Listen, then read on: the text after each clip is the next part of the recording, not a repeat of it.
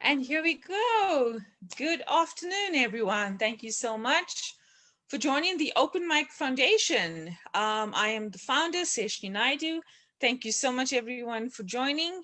It is a very cold and rainy day today on the Sunday afternoon in Gauteng, in South Africa. Gabrielle, I'm not too sure on your side in Cape Town, how's it doing? You look like you have a lot of sun and sunshine on that end. Sheshni, I'm in Hopefield, not actually Cape Town, a couple of hours from Cape Town, and it is blazing hot. Really? Oh, wow. Fantastic. Blue skies and blazing hot. I would love for some rain. Yeah, we have a lot of rain today. And Gauteng actually needs the rain. We haven't had a lot of rain recently. So to all our viewers, we are actually streaming live on 2 pages, on the Cape Camino page, and we are streaming live on the Open Mic Foundation page. Thank you so much for joining, everyone, and welcome to this talk and to sharing this insights and the story coming from Gabrielle Andrews. Thank you so much, Gabrielle. Do you want to introduce yourself to everyone? I think just some insights about who you are before we start with your topic.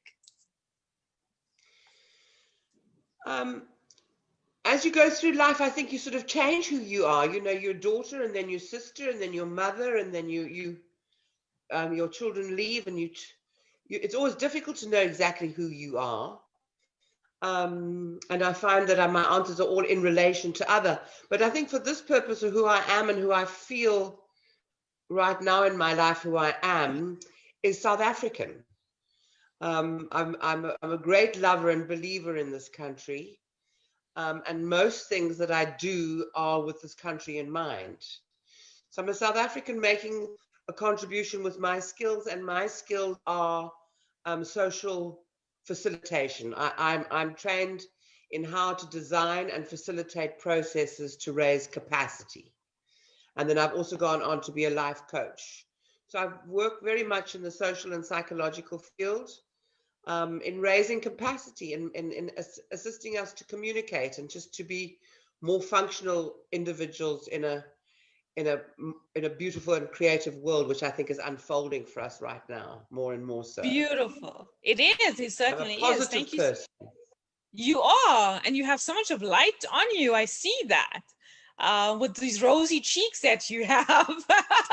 Absolutely beautiful.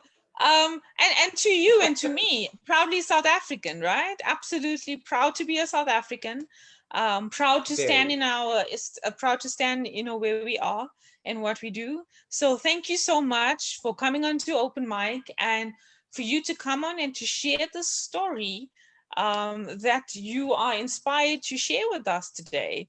And I think from what I understand, if I have a look at the topic itself and, you want to share the value of the Nations Camino, I think a lot of people don't know what Camino is. So what I'm going to do is I'm going to leave it to you. I'm going to hand it over to you for you to share with us what does that story entail, and give us your story and embrace it. I think let's go for it, Gabrielle.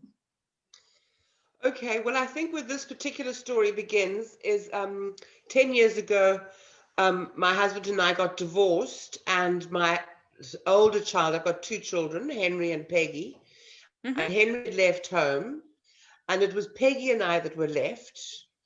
And she was at university, and I'd heard about this Camino thing. I don't know where from. It was sort of filtered down through my childhood, and I had these funny images of monks with staffs walking down roads, and it was mixed somewhere in the Justo stories or the Aesop's fables in terms of the imagery in my mind. And then when the little family unit got so small, timeously it kind of just popped up somewhere on social media or something. I thought, oh my word, there's that thing that I've got somewhere in the back of my mind. And why don't Peggy and I do it? She was at university, so we only had 3 weeks. And we literally jumped on an aeroplane with no preparation at all, which is my modus operandi. I tend to leap into things. And we started where we didn't know where we were starting. We just sort of started on the furthest side east of the country that we could. We arrived in the middle of the night. We didn't have a booking. We literally had to go and wake up an innkeeper. Peggy was doing a bit of Spanish at university, so she had a couple of words that were very, very helpful. But in the morning, we didn't even know how to find the route. And we were playing the acting game a lot. Some people call it charade. So we were doing, how do we catch a bus? And how do we do? So we got ourselves on the route somehow, and we started walking. And at the end of the first day, I was 50. This was 9 years ago. I'm 59 now, and Peggy's 29. So she's 30 years my junior. She was 20, and I was 50. And at the end of that day, I didn't think I would be able to walk again.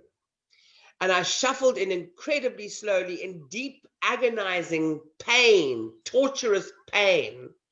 And one of the things that I decided when I was 50 is not do anything that I didn't want to do anymore. And I said, that's it. I'm not doing this. I'm 50. I get to decide. And one of the Spanish women that was there in the albergue that we were staying in said, don't do this at your daughter's pace. Don't do this at anybody else's pace.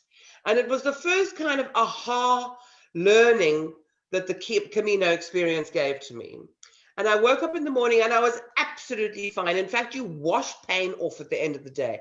When you arrive each day, you're completely and absolutely, totally finished and exhausted, especially if you're 50. And you've walked 25 kilometers, sometimes 35 kilometers.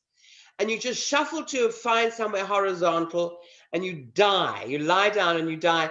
And then when you wake up, you move your body and it's so filled with pain that you remember where you are, and you shuffle to the showers and then you literally wash the pain off. It's quite a phenomenon.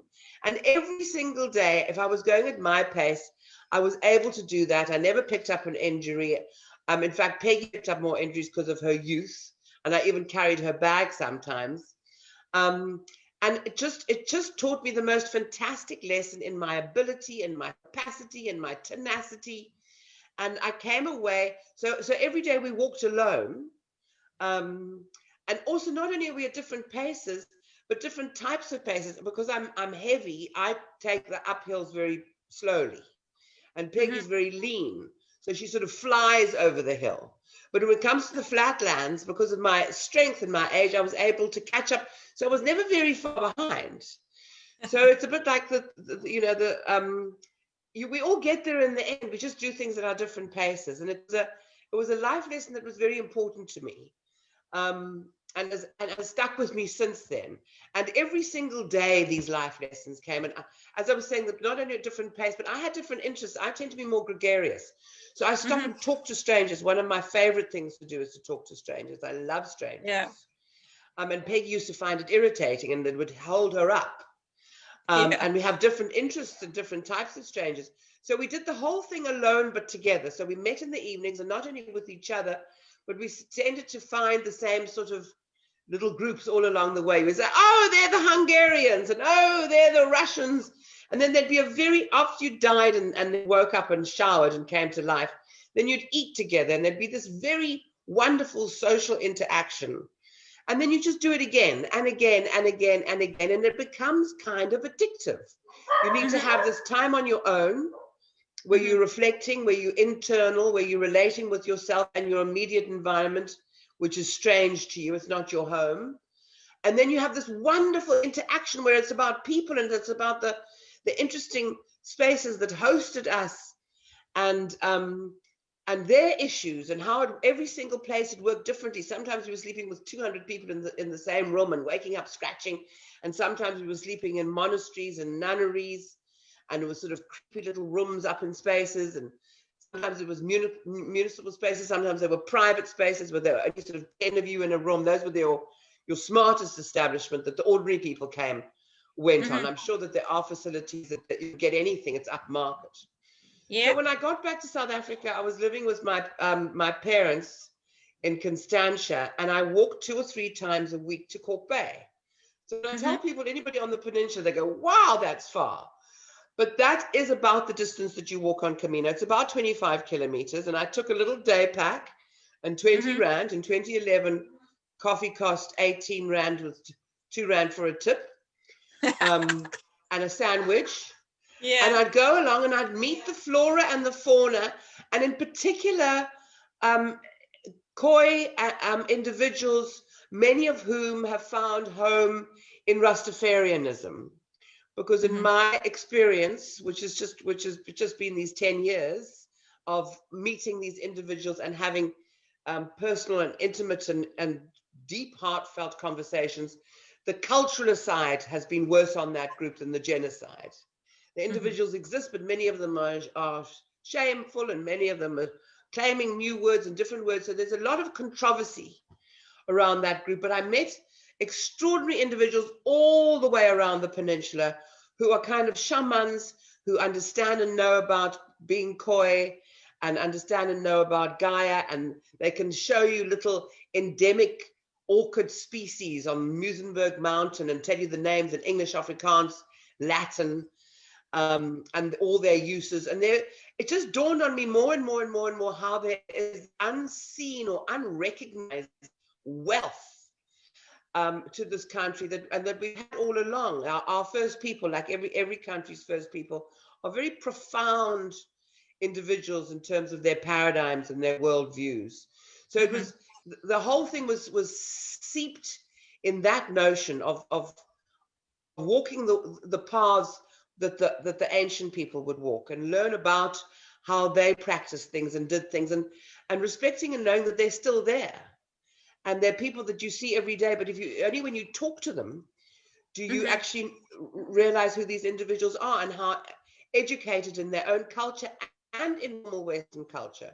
But they don't like the current paradigm of the West, so they don't aspire to be in cars and suits and have degrees. So they're extremely humble people. But that was the kind of first layer of humans that I'm dealing with, because our peninsula is so beautiful. The flora and the fauna is amazing. And then all the little tiny businesses along the way was the second kind of layer of human interaction. And then I just had this idea. I believe it's how the divine talks to you, that it just comes down. I thought, I'm going to start this concept Camino from Constantia to Cork Bay. And I just heard this, stop dumbing down, just take the whole thing on, for heaven's sakes. Do it big. Big or go home. So I said, okie dokie. And then I just spent that was about 11 or 12. I spent the next 2 or 3 years just walking the peninsula, picking up all the contacts, meeting the individuals. And so many of the chaperones, many of the Khoi individuals turned into chaperones to take people from one space to the next, and telling them about the rocks and the caves and the ancient stories, and really, really, really fascinating, important information. I learned that Van Riebeck's diary is actually filled with very valuable information, but only selective information was extracted in order to put into our history books because of the apartheid worldview that they were trying to push forward. But there's actually a wealth of incredible information that archivists are finding, and we're just so much bigger than we realize, and we're just so much more profound and wise and beautiful and hospitable. And so it grew and it grew and it grew and it grew. And I haven't had much success with help from my government. They keep saying, come back when. So I've sort of given up asking them, I'm afraid. But the nation took to it very well. The peninsula took to it very well. And our diversity, it's, we've got this diversity, but at the same time, there's central points. So the main thing, the two factors that I consider a different Camino from a hike.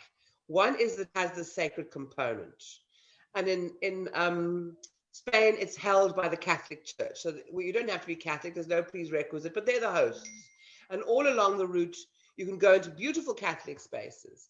And you don't have to be Catholic, but you sit in a Catholic cathedral, and the energy in there is just magnificent. And you really go into a kind of automatic prayer or meditation, if you like.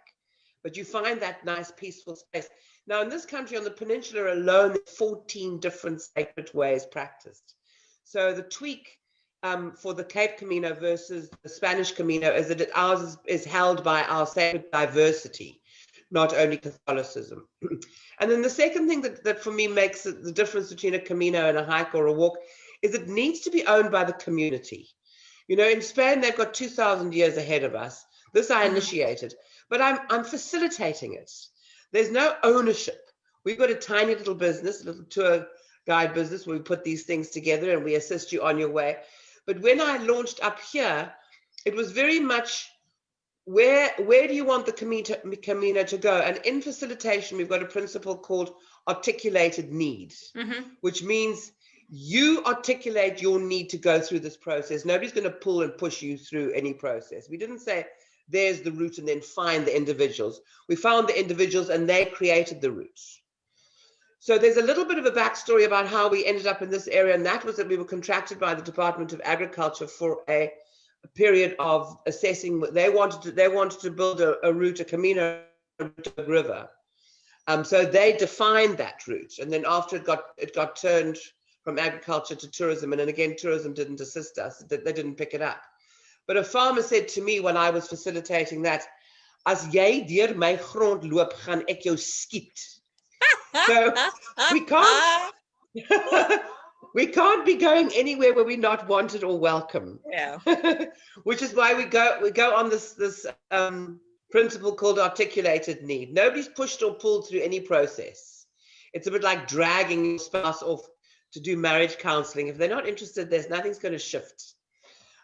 So we've got these exquisite hosts all the way along, from very smart places to very basic places, all small business. Yeah, it's just ended up. Well, would you like to ask? Do you want me to direct me in any way? So I kind of jump from the beginning to the end. No, it's okay. It's okay. You carry on. I'm going to ask you. You continue. Okay, so that was the beginning of the Cape Camino there, and then we were asked by the Department of Agriculture to do one down the Berg River. So it brought us into the countryside, and many people had been saying to us on the peninsula, "Oh, it's not like Spain. It's not like Spain." Spain is kind of the iconic Camino. There's lots of Caminos worldwide, and there's lots of pilgrimages worldwide. Everybody kind of, or every culture kind of has a pilgrimage of sorts. But Spain really does hold the first prize for getting it right, particularly for the Western world. So you don't have to follow a religion. It's just this thing that you're doing on your own. So after us finding ourselves in the countryside, and then we got dropped by the Department of Agriculture, and I sulked for about 9 months, like, why aren't they helping us? And then I thought, I'm going to do it on my own. And while Peg and I were exploring this area while we were still working for the Department of Agriculture, I discovered this little town called Hopefield. I'd never heard of it. But as I drove into the town, I have to say in Afrikaans, because it happened in Afrikaans, my hele liggaam het geskit. So my solar plexus literally went like this. And then I said, we've got to spend the night here. We can't go back to Veldhof, which is where we'd been based. And then moment after moment, there were synchronistic things that just kept popping up. There was a dog that was exactly like my mum's dog, and she only has Bernese mountain dogs. It's a very unusual dog. And my personal cosmetic, the bee people, Simply Be, their basis is here, and I've used that cream for 5 years, and these crazy things just kept happening. And we were spending the night, and the landlord of where we were spending pointed off into the darkness. He said, that land over there has just become available. And I bought it. I'd finished with George. I'd finished my George life. And I bought this piece of land and settled myself here in Hopefield, which really is the kind of epicenter of this universe. You know, when I came here, people were saying this is the center of the universe. I said, wherever you are is the center of the universe. But now I really feel that about Hopefield. It's kind of the center of the universe. But it's very easy for me to get to all the spaces. So now, so using my skill of facilitation, the route now travels. We start in Wellington, and I just want to point out that it's a dynamic and organic concept. So at any stage, it can leave there. If the hosts don't want it anymore, then it leaves and it can move somewhere else. And if somebody wants to take it off somewhere else, all they've got to do is find the route. We don't like to be on the tar roads. So we need to be on farm roads, through municipal green spaces, where it's accessible, where it's safe, and the rural communities really are extremely safe. So right now where it is, and I hope that one day it gets it starts in a different space, or it gets added to, but we go from Wellington to Bontebok Lodge, Bontebok Reserve, which is just outside Wellington. Then we go to 2 stops in Hadmon. We go Hadmon, Ribikasteel, Gouda, 2 stops in Tilbach West and Tilbach on the mountains. Then we go down to 3 stops on the Berg River. It travels along the Berg River. Then Kurenberg, Wittewater, Goedverwacht, and Kapteinskloof, all either current or ex-Moravian stations, so the church-owned land. So communities there that would not have been allowed to own land because of apartheid have owned land there for decades and for generations. So there's established, Goedverwacht is a most exquisite farm. It's still classified as a farm with really amazing produce and kindness and safety. It's just every time I go there, I say I want to come and live there, and they say, sorry, you can't, you're not Moravian. And then it goes to Aurora, and then over the mountain to a place called Southern Skies. So that's 18 stops, and I'm currently working on the extension, which takes it to Redelinghuis, Klarefontein, Elandsbaai, Draaihoek, Dwarskersbos, Veldrif, and then 2 stops along the Berg River into Hopefield, which will give us 28 days, plus the 7 days already on the peninsula, which is another 7, which gives us 35 days of Caminoing, which means that we're on a par with what Spain can offer. You've experienced the first 3 days. Our hospitality it's humbling how generous our rural folk are. You know, whatever their resources are, they are so generous to a fault, kind of. They give more than they've received. So I keep having to say, you're giving too much food. Pilgrims are feeling they're too full, because we get a lot of complaints saying we've got so much food. But the rural folk are just so hospitable and so generous. You know, you can't do that to people. They say, "Ons kenny Annie, this net to ons is." And our natural environment is also unprecedented, especially now that we've just had the flowers. The flowers this year were quite exquisite. And our mountains and our farmlands and our rivers and our lakes and our seas and our natural birds. And we just have, I mean, I know I'm biased because I started off by saying who I am as a South African, but we just we have incredible wealth in this country. Our natural resources, our human resources, our attitudes, our capacity to change, our capacity to put up with stuff, to do something about it, to stand together. I just think that this is a wonderful country, and now this country has a Camino. So if I were to jump to what a Camino brings, so now we've got 18 people, soon to have 28, soon to have 35 strangers from different towns, all standing together. So a Camino, as for the hosts, there's this wonderful togetherness. We recognize that without you, the chain is broken. So people have been helping communities before them find chaperones, finding transport, finding routes. There's been this marvelous working together. We're all on one system together. We communicate with each other. We're sharing signage. New things are discovered and learned. So there's this connectedness that's happening within our diversity. Each little center is completely different to the other. There's people that are being met. This is from the hosting company.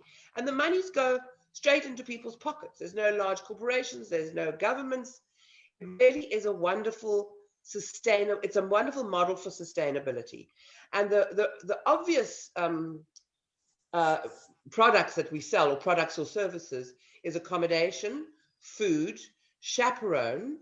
And we don't use the word guide because they need all sorts of complicated qualifications, and each qualification has a different amount that you've got to pay and a different name. You're not allowed to show somebody a building and a plant. You've got to be a guide in heritage and a guide in natural ways.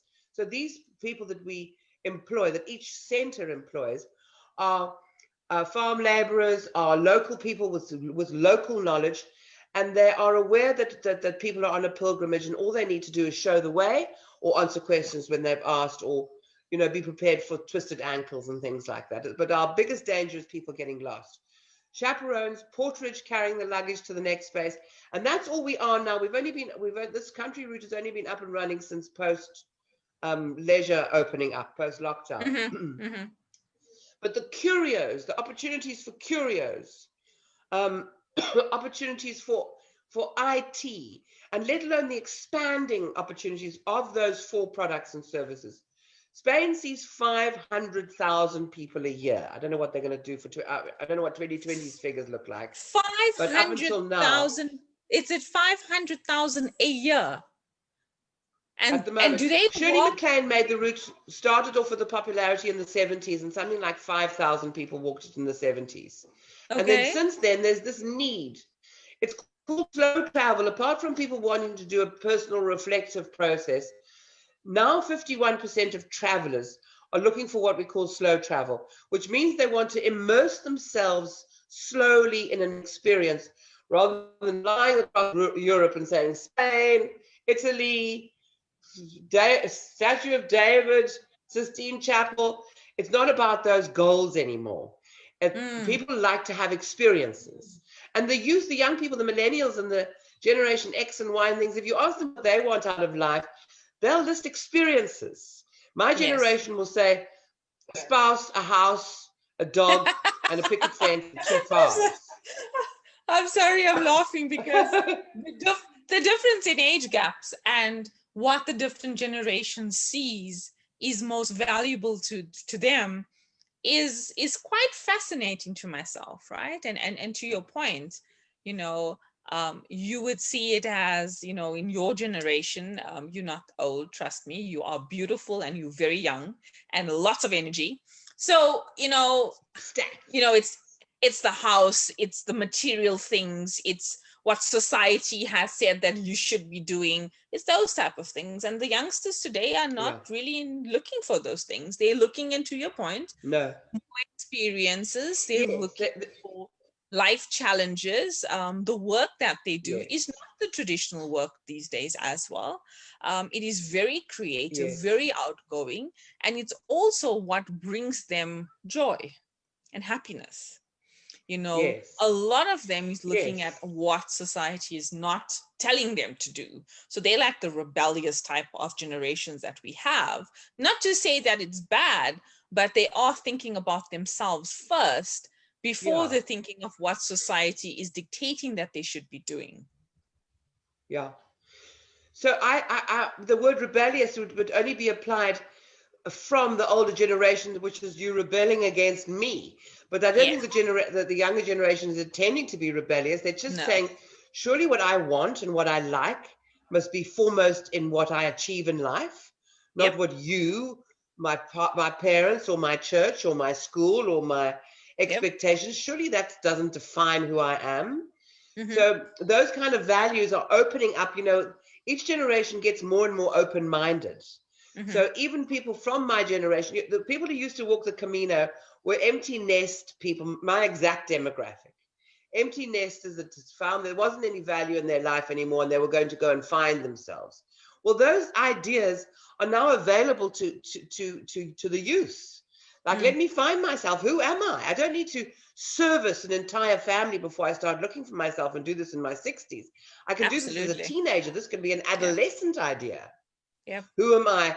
I mean, the purpose of adolescence is to strain through the values that your parents have passed down to you, decide which ones you like, and discard the rest. That's what that pimply journey is all about. And I think that they're doing that not just within their own families, the youth, but they're doing that within society. You know, there's a lot of stuff that's not working. So so reflection and communication is becoming more of a way of life, from young to old, or from across the spectrum. And you know, I even find that I'm welcome in social circles amongst young people. They're not so fussed about generations or age. You can have same conversations with 12-year-olds, with 20-year-olds, with 30-year-olds, with 60-year-olds, where there's this ability to communicate and reflect and be less a brick in the wall and more individualistic and more creative, which is very exciting. Yeah, I think the younger generations also, their curiosity is much more embraced, right? They definitely are very curious about the older generation and why they did what they did, right? So curiosity piques them. I mean, it's the same with me. I'm a very curious person, absolutely curious, right? I get very intrigued with people's, I mean, that's why I'm a storyteller. I get very, very intrigued with people's stories, and hearing some of the things that they've been to, the challenges that they've spoken about, piques my curiosity. Because for me, how you have solved or is busy solving for me, it's that it's phenomenal. I learn. So what you're sharing right now, and through the different stories that we share on open mic, I learn from each and every one of you every single week when I come across all the people and what they've been through and what they've gone through, what they're still going through, how they're facing it. It's phenomenal. And the younger youth definitely is curious about this. The topic of a lot of people and the younger people is, who am I today? Who am I? What makes me? Yeah. What breaks me? Yeah. It is that reflection that you're referring to right now, which is a lot of people. And what I find Yeah. is a lot of younger people is starting to ask those questions to themselves. Yeah. So I want to jump on from exactly that sentence, Sheshni, and say that the original subject is why is a Camino valuable, or what does a Camino provide? It provides supporting exactly that. Yeah. Here's a space. Yeah. And here's a space for schools to do it. In Spain, families do it at least once a year. Yeah. Schools do it. If you want to get into jobs, they look on your CV, have you done the Camino? It tells something about your level of maturity, not age, of maturity. Am I somebody that can spend time alone? Am I somebody that can reflect? Am I somebody that can put up with challenging circumstances, from blisters to uncomfortable snoring conditions? It builds nations steel. So I was talking just now about what value it did for the host, that it provided this lovely community talking to each other. It provides money and resources and opportunities for these creative minds. But then what it also does, it provides a space for the pilgrim. Its ultimate point is for the pilgrim to not only find a place of reflection for themselves, but with it being held by sacred sites, of respect for each other's diverse sacred sites. One of my favorite stories that I tell about the Camino around the peninsula, the route hardly existed. I was setting up this very expensive website. We've since changed it because it was too fancy and we couldn't get access into it. But they were testing it, and they put it on the air for 2 seconds, and then they took it down, and they put it on for 4 seconds, and they took it down. They were testing it, and one of the 4 seconds that it was on, a man in America, in Chicago, Eric Bruce, saw this and said, "Oh my God, that's amazing," and jumped on an airplane and flew to Cape Town, did the Cape Camino. It didn't kind of exist. And I didn't know he'd done that. And then he was at the airport flying out. So he sort of bumbled his way around, asked people about it. Nobody had heard of it. We didn't have signage. We didn't have hosts. It wasn't set up. We weren't launched. We were just getting our website together. And he phoned me from the airport saying, "I'm looking for a T-shirt. You don't seem to have any T-shirts at the airport." And I said, "Who are you? What? You've just done that." He did it backwards. He did all sorts of strange things. But as it came out of him is that he walked on the Atlantic seaboard, and there was a karamat. Now, the Cape Peninsula is famous. The profound range, karamats, or some people say kramats, some people say karamats. They're all around the peninsula, and there's a caretaker in each one, and everybody and anybody's welcome to go and talk to the caretaker. And Eric Bruce saw this, and he saw this Muslim sign, the Islamic sign, and he's an American Christian, and he was really concerned. And this was in 2015, maybe even late 14, 15, and America was all very Islamic phobic. And he just didn't know what to do. He didn't, so he stood at the bottom, and then the caretaker saw him from the top, and he came down the steps, and he said, "Assalamu alaikum. How can I help you?" And he said, "Well, I'm a Christian, and I am interested because it says on this thing, we'd had some material already, that this is one of the sacred sites. Can I come?" He said, "With pleasure. Welcome, welcome." He spent 5 hours there, and he's a different human being. So if the Cape Camino took another step after that it changed Eric Bruce's perception that he'd learned in America. Completely. And now they're friends. They swapped email addresses, and he just now has a completely different perception towards Islam. And that is incredibly valuable for a nation. If you go into any of our sacred sites, you will find the same caretakers with the same ethos, which is welcome. We welcome you in love and in grace and in peace. And that is the ethos of all our sacred spaces in this country. And that is very binding for us. It's very unifying for us. So on the peninsula, you can go to all these different sacred sites and you can help yourself shift some of the narrow-mindedness that we tend to hold on to about other. Because we really are now in this COVID situation. For me, COVID has really bust our hearts wide open. We're learning about this mystical fact that we actually are one entity. And we need to put these differences aside, although there's a lot of polarity, but I think that extremism is going to result in a kind of more of us realizing that we are one. And so this is another thing that the Camino brings, is that even though you go into different sacred sites, you get the same feeling of grace, of peace, of welcome, and of love in those sites, and cared for by the caretakers, and the welcome that the caretakers give you. And there's respect.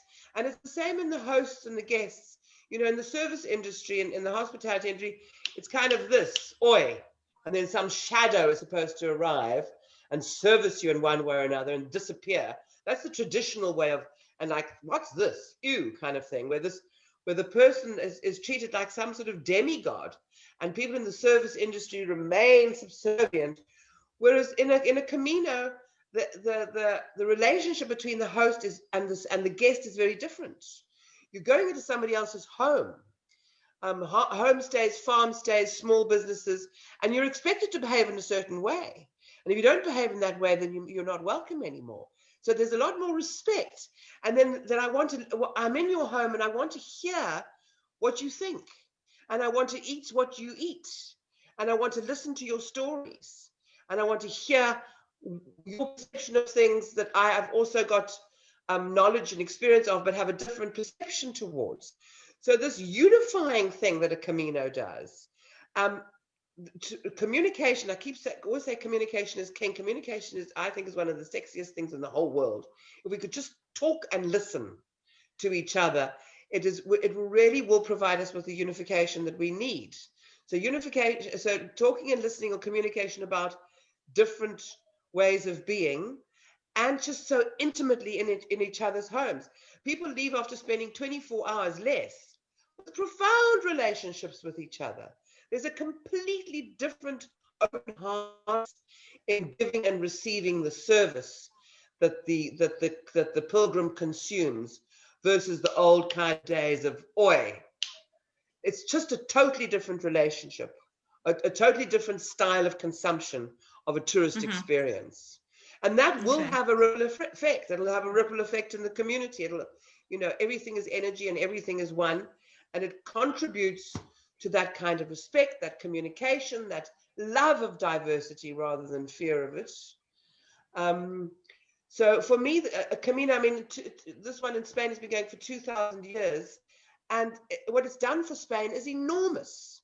The stretches of reverence and respect for and with the communities, the billions and billions and literally billions of rands, dollars and pounds that's pumped into the tiny communities. Wherever you go, all along the street, especially the last 100 kilometers, which is so much more populated, outside every little eatery, there's the pilgrim's meal. And then when Peggy and I did it, was 100 rand, you got a 2-course meal and a glass of wine. And you could choose between the meat option and the vegetarian option, and that was it. And you went in and you had a substantial but simple plate of food and a small pudding and a glass of wine. And money just gets poured into these small little family-owned communities.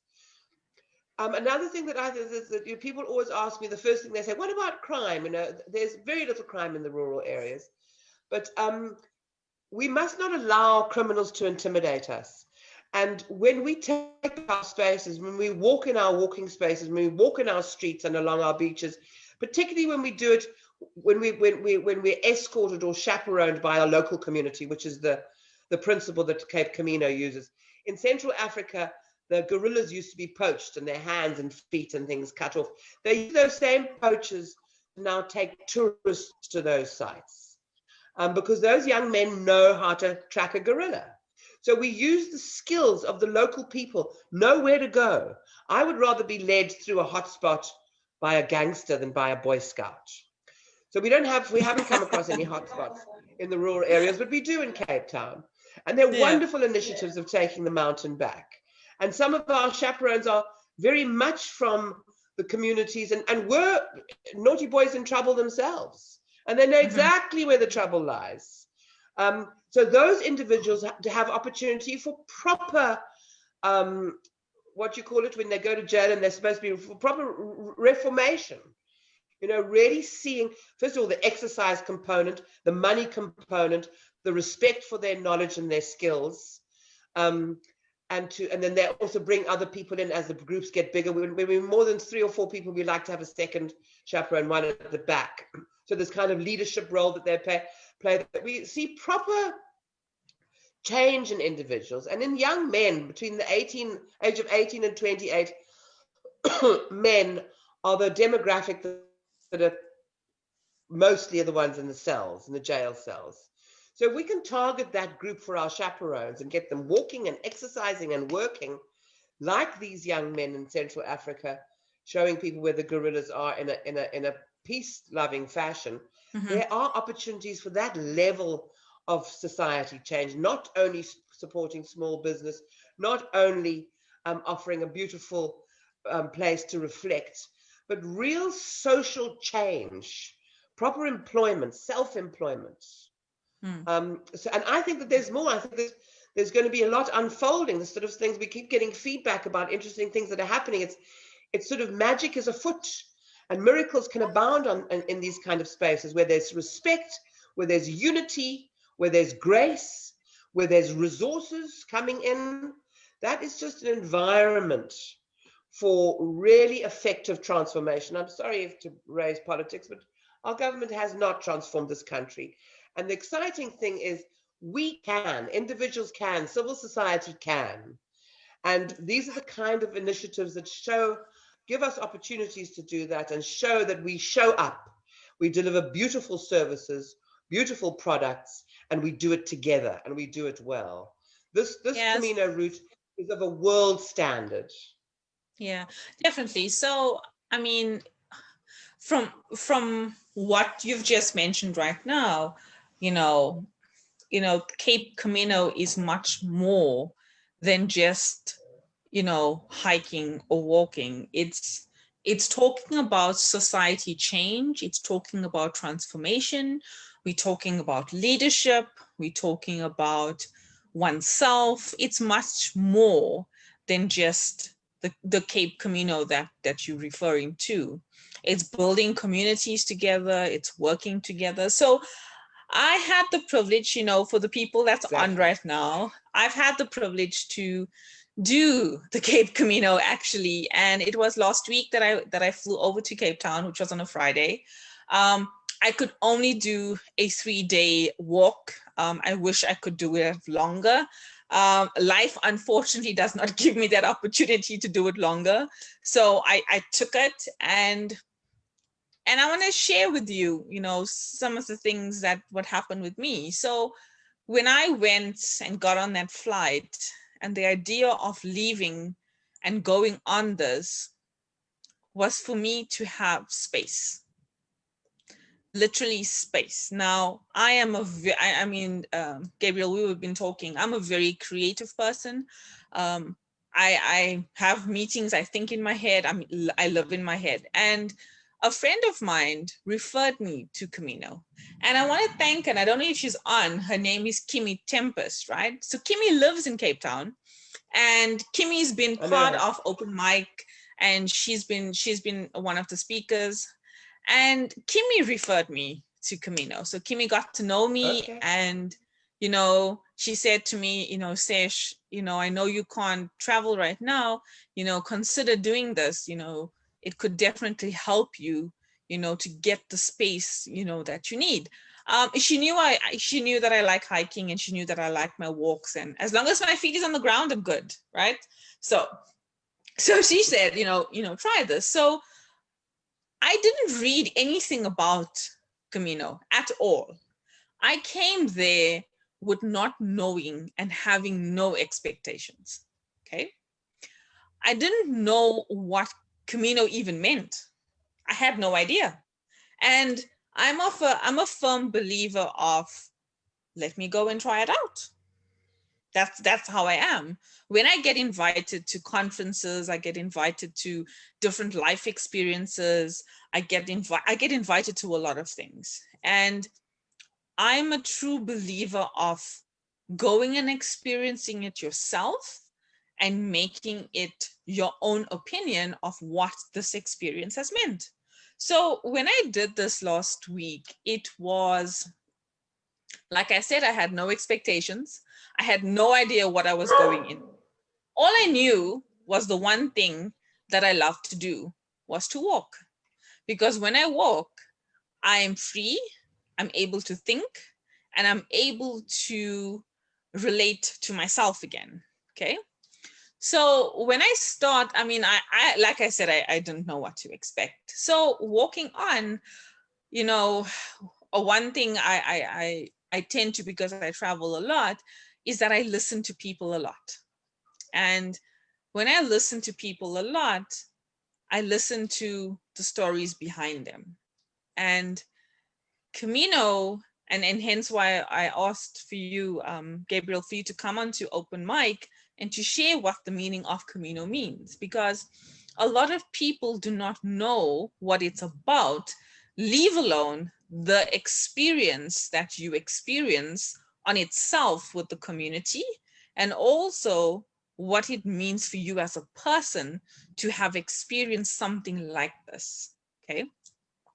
So there was five of us. I've met the most beautiful people on this trip. Absolutely amazing individuals that started with me. They are still continuing right now as we speak. They are on a 17-day walking trail. We all started in Wellington, and sitting there and listening to them, meeting the new people, what they're currently going with, where they are with their lives, and just hearing them was the most heartwarming thing I have done since COVID, since lockdown in South Africa, right? Sitting, listening to them was the one, and I mean, I'm still in contact with them. You know, you talked about, is it Tom and Katerina from Boko? Is it Boko Ridge? Okay. Bontebok Ridge Reserve. Bokobok Ridge Reserved. I met the most amazing couple I have ever experienced in probably the last 2 years. They are the most welcoming couple, the most humble people I have met in a very long time. They brought me down to my roots. They made me think about things that I have not thought about in many, many years. Their kids are the most welcoming, humble kids I don't think I've ever interacted with in my life. These kids welcomed me with arms. They shared with me their room. They talked to me about, they spoke German, they spoke Afrikaans, they spoke English, they spoke Zulu. They were 8 and 5. They have actually put a stamp on my heart that I would never get from any kids, not even my own kids, by the way, that I've ever experienced before. And I said to them, both the boys, I said to them, because when I left, they asked me, are you leaving? I said, I have to. And I said to them, I will come back and I will come and visit you. The most humble experiences and the stories that Tom had shared with me when he was in Africa, and he was a nature conservative and he was conservationist, and he traveled around Africa and he did the most amazing work that he's ever done. And I sat there and just listened to their stories, and it just humbled me. We have so much of beauty. We have so much of knowledge. We have so much of diversity. South Africa is a beautiful country to be at. And Cape Camino is adding to the beauty of what I've experienced. And I'm just saying this from my point of view, okay? The food is, I mean, I'm Indian, right? I'm Indian. I travel across the world and I eat various types of food. I've had the most delicious food prepared from people's hearts and souls. And guys, I'm talking about in Tom's farm, he has a honey, a person that you know does the whole honey thing and stuff. And it was a jar of honey from a honeycomb. And I was like, this is raw honey. He's like, yeah, it's just down there. I'm like, okay. And freshly made bread and jam from here, the fruits. It is the most fresh and most heartwarming meals that I have ever tasted in a very long time. And I want to say, you know, if you are looking to find space for yourself, it was a weekend off from life for me. That's what it was. It was just to take a nights, which makes a difference. Yeah, it was taking a weekend off from life, literally an off from life, and being with myself and hearing these stories and meeting incredible people, you know, along the way. And that's what makes me as a storyteller very humble and grateful and thankful for people like yourself, Gabriella, to give us opportunities like this, to meet the communities, to say hello, to have a conversation that we forget to do, to say hi to the people that we walk on the streets with. Just to connect with people is something that doesn't take a lot out of someone's being. You know, Gabrielle, one thing that I do, why I do open mic and why I give people the space to share their stories. Stories for me is change. When I hear a story, it's a change for me. It changes who I am. It changes because listening to people's stories, there's always meaning, belief that's in there that welcomes people for change. It's a huge transformation for people to hear stories. Yeah. And the Camino, meaning the path or the way or the road, and metaphorically so, is about your story. Yes. Your story. We have a very personal space inside, and then we also have a story about who we're interacting with. And it's an absolute wonderful metaphor for your whole life. This is me, this is my journey, this is the pace that I want to walk at, this is what I want to think about, this is what I want to change, this is what I want to keep, this is what I want to choose to love. And then this is how I choose to be in my world, who I speak with, how I speak with them. So that's a lovely opportunity to do a kind of whole life in one journey. And I mean, you really shouldn't do less than 3 days. When people want to do a weekend, we say, just try and stick on one more day at least. But I want to encourage people to do the full 17 days and the full 28 days. Well, Peggy and I did 3 weeks in the end. We did about 400 kilometers. And it's like having a baby. It changes your life forever, and it's not something that anybody can tell you about until you've experienced it. Yep. Where you really take your life, you take hold of your life, and you allow others to care for you in this incredibly personal and intimate and high standard way. As you say, the food is there's no mass things. People prepare a meal for you, and you were never more than 8. So it's a very, very loving, caring experience, loving myself, loving my medemensa, and loving my country. Absolutely. Absolutely. And that doesn't have to just, your country doesn't have to be just your country, it's your world, my land, where my earth, my world. So it's a love experience. And knowing that even within a love experience, there's pain, there's difficulty, there's awkwardness, there's heat. I mean, now it's incredibly hot. We close it down over this Christmas season because it's too hot. But it's a lovely taste of the whole of life with you in control. It's an extraordinary experience, Camille. I recommend that people do it annually, but at least once in your life. Yeah. Just do it. No, absolutely, absolutely. I mean, if I could recommend it, definitely for sure, for people to experience it and make it something for you to understand what it means, you know, to do something like this. So, Gabrielle, thank you so much. You know, any last and final words from you? Well, I just got my marketing head on, which is just find us on our website and find us on Facebook. Yeah. We've got one more set date for November, and after that, it's just too hot. Please keep an eye on the route that we're hoping to launch in March, which will give us the 28 days. And I recommend you find a month somewhere and do 28 days together. But also, please think that the Camino belongs to us. It belongs to all of us.